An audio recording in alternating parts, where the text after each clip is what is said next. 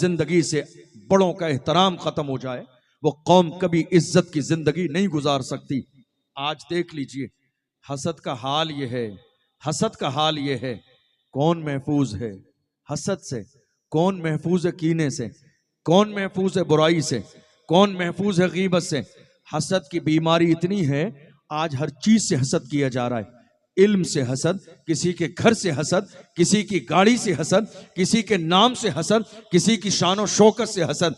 याद रखिएगा अल्लाह के रसूल सल्लल्लाहु अलैहि वसल्लम ने जो हमें मिजाज दिया, वो मिजाज ये है कि तुम्हारी जिंदगी में दो चीजें हैं, एक है रश्क करना और एक है हसद करना। और दोनों का मामला ये है, रश्क करोगे तो तुम्हें नवाज दिया जाएगा, हसद करोगे तो तुम्हें महरूम कर दिया जाएगा। क्या फर्क है दोनों में?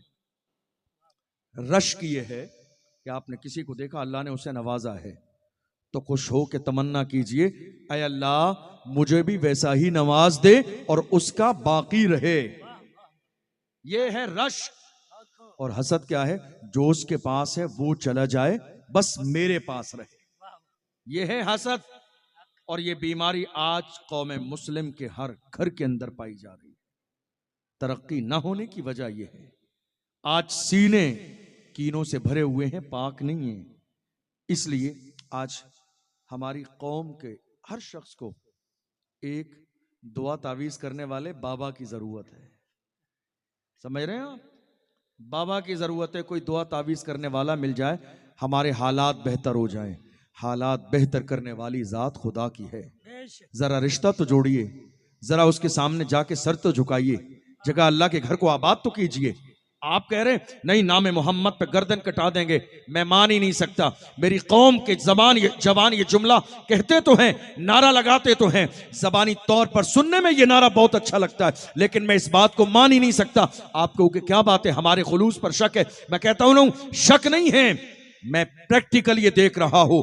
कौम नारा लगा रही है हुजूर के नाम पे गर्दन कटा देंगे। मैं कहता हूं झूठ बात निकल रही है तुम्हारी जबान से। जिस कौम के लोग हुजूर के हुक्म पर अल्लाह के घर में मस्जिद में सर झुका न सकें, वो हुजूर के नाम पे गर्दन कटा कैसे सकते हैं? हक है वाह। जो हुजूर के हुक्म पर अल्लाह के घर में, आपने देखा नहीं, हमने बहादुर देखे हैं, तारीख में पढ़े भी थे, और हमने एक साल के जमाने में फलस्तीन की सरजमीन पर बहादुर देख भी लिए हैं, जहां हाल ये था घर गिरा दिए गए हैं, मस्जिदें गिरा दी गई है, मलबे के ढेर निगाहों के सामने है। रमजान का महीना आया, हमने देखा है मलबे के ढेर भी हैं, फिर भी किसी की नमाज़े तरावी कज़ा नहीं है, वहां सजदे कज़ा नहीं है, तहज्जुद की नमाज कज़ा नहीं है, वहां फजर कज़ा नहीं है, कुरान की तिलावत कज़ा नहीं है। और हाल ये है उनके सजदों के सामने जवान बेटे की लाश है, जवान बेटी की लाश है, 6 महीने के बच्चे की लाश है, मगर वो अपने अंदाज में पुकार के कहते हैं, सजदा करते हैं और कहते हैं जान दे दी उसी की थी। हक तो ये है कि हक अदा न हुआ। सुभान अल्लाह, बहुत खूब। ये बहादुर थे जिन्होंने सजदे हर हाल में किए। आज हमारी मस्जिदें मौजूद हैं, मगर सजदा करने वाले मौजूद नहीं, मस्जिदें आबाद करने वाले लोग मौजूद नहीं। हैरानी की बात है, हर शहर के अंदर आज चंदा हो रहा है, साहब मस्जिद का चंदा, मस्जिद का चंदा, मस्जिद का चंदा, मस्जिद का चंदा। यार खुदा के बंदो, मस्जिद का चंदा करते करते एक जमाना गुजर गया, क्यों कर रहे हो मस्जिद का चंदा?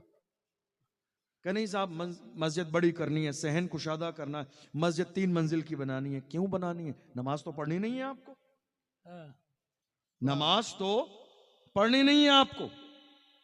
मस्जिदें खाली पड़ी हुई हैं। आज हालात ये हैं, मस्जिदों का जो रंगो रोगन है, जो मस्जिदों की रौनक है, वो संगे मरमर से नहीं, झुकी हुई पेशानियों की वजह से। बहुत खूब। मस्जिदों का रंगो रोगन आपके 2 लाख के झूमर से नहीं है, मस्जिदों की रौनकें आपकी बाज़ाब्ता लाइट से नहीं है, मस्जिदों की रौनकें आपके डेकोरेशन से नहीं है, मस्जिदों की रौनकें रंग रोगन से नहीं, नमाजियों से हुआ करती है। जिस दिन मेरी कौम के जवान अल्लाहु अकबर की सदा पर घर के दरवाजे पर पट्टियों पर न बैठेंगे, दौड़ते हुए ला इलाहा इल्लल्लाह और हय्या अलस सलाह व फलाह की सदा पर दौड़ते जाएंगे, मेरी कौम के जवानों की कामयाबी का वो पहला दिन होगा। बेशक, सुभान अल्लाह। आज सोच नहीं है हमारे यहाँ, फिक्र नहीं है हमारे यहाँ, क्या किया हमने, हमारे बुजुर्गों ने क्या दिया हमें, और आज हम कहां खड़े हुए हैं। जरा गौर तो कीजिए, अगर आप अपनी जिंदगी का जायजा लें। आपको मालूम है, आप मुझसे पूछें, अगर आप सवाल करें कि आप बता दीजिए मौजूदा दौर में जो मुल्क की सतह पर हालात हैं ये किस बुनियाद पर हैं, मैं कहूंगा दो चीजों की बुनियाद पर। नंबर एक, एजुकेशन पर तवज्जो न देना, और नंबर दो, सियासत से दूर हो जाना। दो चीजें, एक तालीम की कमी, नंबर दो सियासत में हिस्सेदारी न होना। इन दो चीजों की बुनियाद पर मुल्क के कोने कोने में कौम मुस्लिम पैरों के नीचे रौंदी जा रही है। बहुत सारे लोगों ने कहा नहीं साहब हम तो सियासत की बात नहीं करेंगे, हम तो सियासत से ताल्लुक नहीं रखेंगे। हमने कहा कोई बात नहीं, आप सियासत से दूरी बनाएंगे मगर सियासत आपके साथ कर दी जाएगी। बचेंगे नहीं आप, महफूज नहीं रहेंगे आप, क्योंकि जिस मुल्क में रहते हैं वो एक जमहूरी मुल्क है। जिस मुल्क में रहते हैं उस मुल्क में सियासत की बुनियाद पर फैसले होते हैं। जिस मुल्क में रहते हैं उस मुल्क में सियासत की बुनियाद पर बाज़ाब्ता बिल पास किए जाते हैं। जिस मुल्क में रहते हैं उस मुल्क में सियासी पावर की बुनियाद पर यह फैसला किया जाता है कौन सी मस्जिद तोड़ी जाएगी और कौन सी मस्जिद रहेगी, कौन सा मदरसा तोड़ा जाएगा, कौन सा मदरसा बाकी रहेगा, कौन रहेगा और कौन नहीं रहेगा। यह महज सियासी पावर की बुनियाद पर फैसला होता है। मगर हैरानी की बात यह है हमारी कौम ने मुल्क की सियासत को बिल्कुल नाजायज और हराम समझ लिया। और हमारे उलमा अगर मस्जिद के अंदर सियासत की बात करें, हालात पर बात करें, नामूस रिसालत पर बात करें, आपको मालूम है अभी थोड़े से जमाने पहले जब हुजूर की शान में गुस्ताखी हुई, हमारे उलमा ने नामूस रिसालत पर बात की। खादिम हुसैन रिजवी साहब का नाम ले दिया जुमे में, मुफ्ती सलमान अजहरी साहब का नाम ले दिया। कितने इमामों की इमामत छूट गई, कितने लोगों को मस्जिद से बाहर निकाल दिया गया। कमेटी ने कहा हजरत हमारा नाम आ जाएगा, नहीं साहब हमें ऐसा इमाम नहीं चाहिए, हमें चाहिए खाली चुपचाप गूंगा बहरा इमाम जो खामोशी से नमाज पढ़ाए और उसे दुनियादारी से कोई मतलब ना हो, जमाने में क्या होता है उसे मालूम ना हो, ना वो एक जुमला बोलने वाला हो। अरे मैं कहता हूं यार खुदा के बंदो, जब तुम्हारे बस का नहीं है, तुम इतने डरपोक हो तो ये सदारत का मनसब छोड़ क्यों नहीं देते? कुर्सी है तुम्हारी, ये जनाजा तो नहीं है, कुछ कर नहीं सकते तो उतर क्यों नहीं चाहते? वाह क्या कहना, वाह वाह, बहुत खूब। किसी सलाहुद्दीन अय्यूबी के जानशीन को आने दीजिए जिसके सीने में जुर्रत और हिम्मत हो। किसी मोहम्मद बिन कासिम जैसे नौजवान को आने दीजिए जिसके अंदर जुर्रत बाकी हो। किसी अर्तुगरुल गाजी जैसे बहादुर को आने दीजिए जो हुजूर के नाम पर मरने और मिटने का जज्बा रखता हो। किसी ऐसे जाबाज को आने दीजिए जिसने टीपू सुल्तान की जिंदगी के तेवर देखे हो। जब अंग्रेज सामने आए थे तब भी तलवार उनके कदमों में डाली नहीं और ऐलान करके दुनिया से कहा शेर की एक लम्हे की जिंदगी गीदड़ की 100 साल जिंदगी से बेहतर है। वाह वाह, सुभान अल्लाह सुभान अल्लाह, बहुत खूब। आज हैरानी की बात यह है, कल तक मेरी कौम को गैर डराते थे, आज अपने डरा रहे। कल गैर डराते थे, आज कौन डरा रहा है? हमारे अपने। जब हुजूर की इज्जत की बात आती है, हुजूर की नामूस की बात आती है, कौम की बात आती है, मस्जिद और मदरसे के तहफ़्फ़ुज़ की बात आती है, हमारे उलमा के तहफ़्फ़ुज़ की बात आती है, तो बड़े बड़े लोग गूंगे और बहरे हो जाते हैं। एक जुमला भी उनकी जबान पे नहीं निकलता है। और मेरी कौम के जवान इकट्ठे होके जाते हैं, जिसको वो अपना लीडर और रहनुमा समझते हैं, तो वो कहते हैं नहीं साहब अभी हालात अच्छे नहीं है, हालात खराब हैं, अभी कुछ करना नहीं है, अभी हालात बहुत ज्यादा खराब हैं। ये जो एक जुमला मेरी कौम के बहुत सारे जिम्मेदारों ने, जिन्होंने अपने आप को इलाके का रहनुमा और कायद समझा हुआ है, ये एक जुमला जो उन्होंने अपनी जबानों पर रट लिया है, महफूज कर लिया है, हालात बहुत ज्यादा खराब हैं। मैं कहता हूं खुदा के लिए अपनी कौम के जवानों के सीने में डर और खौफ पैदा मत कीजिए। इनको डराइए सिर्फ परवरदिगार से, इनको डराइए सिर्फ अल्लाह से, इनके सीनों में खुदा का खौफ पैदा कीजिए। अल्लाह का कुरान कहता है फला तख्शवुन्नास वख्शौनी, लोगों से नहीं मुझसे डरो। खौफ खुदा सीने में पैदा कीजिए। ये मत कहिए हालात अच्छे नहीं है, हिकमत के साथ समझाइए, उन्हें एक अंदाज दीजिए, उन्हें एक विजन दीजिए, उन्हें एक तरीका दीजिए, मुनासिब रास्ते की तरफ गाइड कीजिए। ये मत कहिए हालात अच्छे नहीं है, वरना 1400 साल की हमारी तारीख शाहिद है, जब 313 थे तो लरसता था जमाना। वाह वाह वाह वाह। आज करोड़ों लोगों के सामने आप कह रहे हैं हालात अच्छे नहीं है। 313।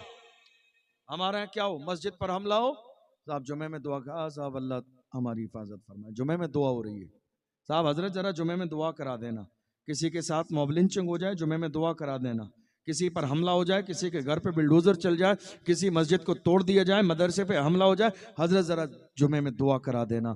मैं कहता हूँ सारे हालात अगर दुआ से बेहतर हो जाते तो बद्र में मेरे नबी न जाते सहाबा को वाह, लेकर, वाह, और क्या बद्र में, कहना। जंगे बद्र में, कौन सा दौर है जंगे बद्र का, 313 मुसलमान रमजान के महीने में, वाह। अल्लाह अकबर, रोजे की हालत से हैं, हमारी तरह न सहरी है न इफ्तार है, मगर ऐसे आलम में कितने सहाबा ऐसे भी हैं अपने दिफा के लिए हाथ में औजार भी नहीं है, मोहम्मद अरबी ने खजूर की लकड़ियां उठा के दी है। ये जज्बा है मोहम्मद अरबी के गुलामों का, मगर सहाबा जानते थे, वो जानते थे हुजूर ने उठा के लकड़ी दी है, वो सहाबी थे, वहाबी नहीं थे, उन्हें यकीन था मोहम्मद अरबी ने जो लकड़ी उठा के दी है वो उनकी तलवारों से ज्यादा काम करेगी। हुजूर की बारगाह में दौड़ते आए, कहा या रसूल अल्लाह, हम दुश्मन के करीब जाते हैं उनकी गर्दनें पहले कट के जमीन पे गिर जाती है। अल्लाह के रसूल ने फरमाया, सहाबा तुम्हें मुबारक हो, खुदा ने तुम्हारी मदद के लिए 5000 फरिश्तों का लश्कर भेज दिया। सुभान अल्लाह, सुभान अल्लाह, बहुत खूब। जब मोमिन का कदम उठता है तब अल्लाह की मदद आती है, जब आपका कदम घर से बाहर निकलता है तब अल्लाह की मदद आती है, जब आप उठ के खड़े होते हैं तब अल्लाह की मदद आती है। बेडरूम में मोबाइल स्विच ऑफ करके पड़े रहिए, सोते रहिए और इंतजार में रहिए अल्लाह की मदद आएगी, हरगिज नहीं। नहीं, अपनी कौम को जिंदा ताबिंदा करके मैदान में आइए अगर जिम्मेदारी को कबूल किया है, और याद रखें कदम उठाना आपका काम है, कामयाबी देना खुदा की रहमत का काम है। किसी समझदार ने कहा था, मैं अकेला ही चला था जानिबे मंजिल, मगर लोग मिलते गए और कारवां बनता गया। सुभान अल्लाह, सुभान। अल्लाह ने आपके सीने में हुजूर की मोहब्बत का जो चिराग रोशन किया है, उस चिराग की रोशनी इतनी कमजोर नहीं है कि कलमा पढ़ने वालों के कदम डगमगा जाए। नहीं, हमने देखा हुजूर की नामोस की बात आई, बड़े बड़े अच्छे खामोश रहे। हर हमारे एक आलिम को कई महीने जेल के पीछे डाल दिया गया, बड़े बड़े अच्छे चैन और सुकून के साथ दावतें और रोटियां खाते रहे। आज एक आलिम हजरत मौलाना कमर गनी उस्मानी 2 साल से ज्यादा का टाइम गुजर चुका है जेल के अंदर। है किसी को उनका नाम याद है? कोई आवाज उठाने वाला है? कोई खड़ा होने वाला है? कोई उस मर्द कलंदर का सपोर्ट करने वाला है? कोई हिमायत करने वाला? मैं कहता हूं आज पूरी कौम मुस्लिम की, पूरे हिंदुस्तान की सरजमीन पर यह जिम्मेदारी है कि उठ के खड़े हों अल्लामा कमर गनी उस्मानी साहब के लिए। ये न सोचें हालात कैसे हैं, हालात का मुंह तकते रहना ये हुजूर के गुलामों का अंदाज नहीं है। हुजूर के गुलाम जब अपनी नियतों में मुखलिस बन के खड़े होते हैं तो अल्लाह उन्हें कामयाबी जरूर अता फरमाता है। बेशक बेशक, हक है। आज हालात ऐसे हैं, बोलने की जरूरत है, उठने की जरूरत है, कदम उठाने की जरूरत है। आप डरते रहेंगे, जमाना डराता रहेगा, आप दबते रहेंगे, जमाना दबाता रहेगा, आप कदम पीछे हटाते रहेंगे तो जमाना और पीछे करता रहेगा। जमाने की हमेशा ये आदत रही है। हमारी तारीख क्या थी मालूम है आपको? स्पेन की सरजमीन पर हजरत तारिक इब्न जियाद 10 से 12 हजार के लश्कर जर्रार को लेकर जा रहे हैं, और जानते हो तलवार लिए इस्तकबाल करने वाले लाखों लोग साहिल समंदर के उस पार खड़े हैं। हजरत तारिक इब्न जियाद 10 से 12 हजार का लश्कर जर्रार लेकर गए, और जाने के बाद में जब साहिल समंदर पर उतरे हैं, उतरने के बाद देखा गैरों ने डराने की कोशिश की, क्योंकि आज भी गैर डराने ही का काम कर रहे हैं। उस जमाने में भी कुछ लोगों ने कहा, ऐ लोगों, तारिक के साथ तुम मरने चले आए, तुम्हें मालूम है जो इतना बड़ा लश्कर तुम्हें नजर आता है, इससे और ज्यादा बड़ा लश्कर हमारे पीछे है जो बाद में तुम पे आके हमला करेगा। कुछ लोगों के कदम डगमगाने लगे। हजरत तारिक इब्न जियाद ने फौरन साहिल समंदर पर कश्तियां जलाई, और जलाने के बाद लोगों ने कहा, यह क्या किया? वापस जाने का रास्ता बंद कर कर दिया। तारिक इब्न जियाद ने कहा, हम मोहम्मद अरबी के गुलाम है, जब अपने घरों से चलते हैं हाथ में इस्लाम का झंडा लेकर, तो हमारा हाल ये होता है, हमारा उठने वाला कदम या तो दुश्मन की छाती पे पड़ता है या फिर जन्नत की वादी पे पड़ता है। वाह वाह वाह वाह, सुभान अल्लाह, बहुत खूब। हमारा उठने वाला कदम या तो दुश्मन की छाती पे पड़ता है या फिर जन्नत की वादी पे पड़ता है। आए हैं इस्लाम का झंडा हाथ में लेके तो स्पेन की सरजमीन पर गाड़ कर जाएंगे, खाली हाथ वापस नहीं जाएंगे। ये जज्बा था जिस जज्बे की बुनियाद पर मुसलमानों ने स्पेन की सरजमीन पर 800 साल हुकूमत की। वाह वाह वाह, क्या कहना। कितने? 800 साल। कितने? 800 साल। वहीं पर मुसलमानों ने एक मस्जिद बनाई है, जरा सी आवाज बढ़ाइए इसकी। एक मस्जिद बनाई मुसलमानों ने, मस्जिद कुर्तुबा। क्या नाम है? मस्जिद कुर्तुबा। जरा जाके सर्च कीजिएगा, पूरी हिस्ट्री आपके सामने आएगी। मस्जिद कुर्तुबा। और जानते हो कितनी बड़ी मस्जिद? आज भी सलामत है। उसकी दीवारें देख लो, ऐसा लगता है कोई किला खड़ा हुआ है किसी कौम का। जिस मस्जिद के 21 दरवाजे, जिस मस्जिद में रोशनी के लिए 7,500 चिराग जलते थे, 7,500 चिराग। जिस मस्जिद के मिंबर को बनाया गया, दुनिया भर की खुशबूदार लकड़ियां जमा करके, लकड़ियों के 36,000 टुकड़ों से, वाह वाह, लकड़ी के 36